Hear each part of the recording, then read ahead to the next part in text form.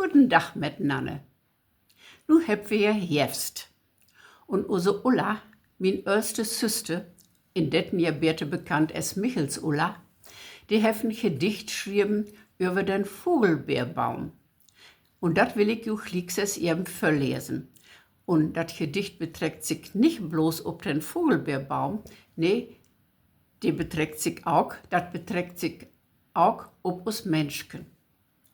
Der Vogelbeerbaum.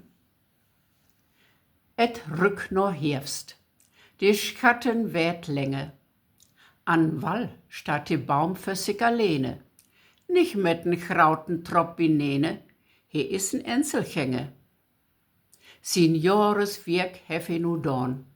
He wär an Grönen und an Bleien.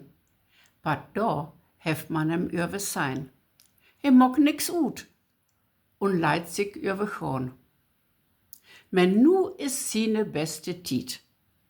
Die Tüch mit kleinig raude Prollen könnt die zware Drecht kaum hollen.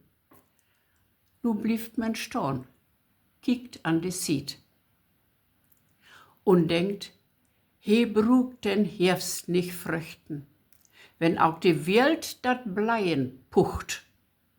Sin Stot kümmt nu erst an die Lucht. Der Riebte kann auch leuchten.